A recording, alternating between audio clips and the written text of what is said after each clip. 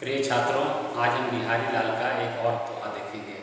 जैसा कि आपको मालूम है कि बिहारी रीतिकाल के रीतिसिद्ध काव्यधारा के सिरमौर कवि थे। उनकी एकमात्र रचना बिहारी सतसई है, जिसमें 713 दोहे हैं। बिहारी श्रृंगारिक कवि हैं। श्रृंगार का उन्होंने जैसा चित्रण किया है, बहुत कम कवियों ने किया है। श्रृंगार के दोनों पक्षों का चित्रण बिहारी के काव्य में मिलता है, किंतु उनको जितनी सफलता संयुक्त श्रृंगार में मिली, उतनी वियोग श्रृंगार में नहीं। बिहारी के काव्य में श्रृंगार के अतिरिक्त भक्ति, नीति, प्रकृति के दोहे भी अपने आप में बेमिसाल हैं। तो आज बिहारी का जो दोहा है वह श्रृंगार से संबंधित है, और वह दोहा संयोग श्रृंगार का एक अद्भुत उदाहरण है। इस दौर में बिहारी ने संयोग श्रृंगार के अंतर्गत नायक और नायिका की चेष्टाओं का वर्णन किया है। पहले आप दोहा देखें। दोहा इस प्रकार है। कहत नटत रीझत खीझत मिलत खिलत लजियात, भरे भौन में करत हैं नैननु ही सो बात। आमतौर पर परीक्षा में ये पूछा जाता है कि इस दोहे का सप्रसंग व्याख्या करें, या बिहारी के दोहों की सप्रसंग व्याख्या करें। तो इस संदर्भ में आपको ये लिखना होगा कि बिहारी के दोहे मुक्तक के उदाहरण हैं, प्रबंध के नहीं।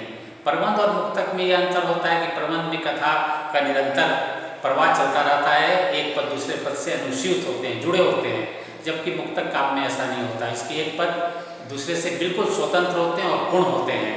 जैसे बिहारी सतसई में आप देखिए कि उनका एक दोहा श्रृंगार से संबंधित है, दूसरा दोहा भक्ति से संबंधित है, तीसरा दोहा नीति से संबंधित है, चौथा दोहा प्रकृति से संबंधित है। तो यह दोहा जो श्रृंगार से संबंधित है, इस दोहे में समझिए क्या भाव पिरोया गया है कि एक सार्वजनिक स्थान में, एक ऐसे भवन में नायक नायिका मिलते हैं जहाँ विद्वत जन भी है, गुरुजन भी हैं।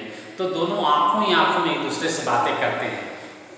उनकी इन चेष्टाओं का वर्णन कवि बिहारी लाल ने इस दोहे में बांधा है। स्थिति यह है कि नायक नायिका दोनों एक दूसरे को देखते हैं, और नायक जो है नायिका से प्रेम की रति का निवेदन करता है, और नायिका जो है मना कर देती है, आंखों ही आंखों में मना कर देती है। और उसके मना करने के ढंग से नायक जो है रीझ जाता है, मोहित हो जाता है, और नायिका उसके मोहित होने के ढंग से गुस्सा जाती है, और फिर दोनों में मिलन हो जाता है। और यह स्थिति देख के नायक का मन खिल उठता है, प्रफुल्लित हो उठता है, और नायिका जो है लगा जाती है। कभी दूसरी पंक्ति में कहता है कि इस प्रकार नायक और नायिका जो है, प्रेमी और प्रेमिका, भरे भवन में, भरे हुए भवन में, अनेक गुरुजनों से और प्रबुद्ध जनों से भरे हुए भवन में दोनों आंखों ही आंखों में बातें करते हैं। बिल्कुल सरल अर्थ है। देखिए, पहले एक अर्थ समझ लीजिए, पुनः आप देखिएगा। कहत यानी कहता है, नायक कहता है। किससे कहता है? नायिका से कहता है। क्या कहता है? प्रेम की प्रार्थना करता है, रति क्रीड़ा की प्रार्थना करता है, आंखों ही आंखों में बातें करता है, और रति क्रीड़ा के लिए वो इशारा करता है। नायिका इससे नटक यानी नट जाती है, मना कर देती है, और उसको मना करने से रिझत यानी नायक मोहित हो उठता है। रिझत का अर्थ है मोहित उठना, और खीझत, इससे नायिका गुस्सा जाती है। खीझत का अर्थ गुस्सा जाना। फिर दोनों में मिलन हो जाता है, और मिलन होने के पश्चात खिलत यानी खिल जाना, प्रफुल्लित होना, आनंदित होना, नायक जो है खिल जाता है, और लजिया यानी लजा जाना, नायिका जो है लजा जाती है। भरे भवन में, भरे हुए भवन में, गुरुजनों से, विद्वत जनों से, प्रबुद्ध जनों से, स्त्री पुरुषों के लोगों से भरे हुए भवन में, करत हैं यानी करते हैं, नैननु ही यानी दोनों आंखों ही आंखों में, सो बात वो बात करते हैं।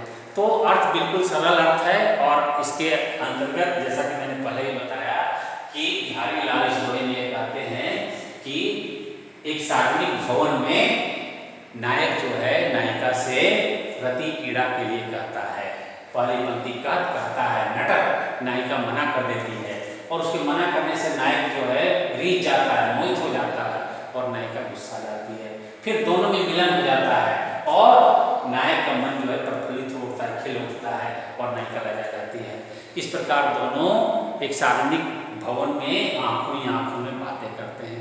तो बिहारी का ये दोहा श्रृंगार से संबंधित बेजोड़ दोहा है, और इस दोहे की खासियत है कि एक एक शब्द में एक एक वाक्य पिरोया गया है।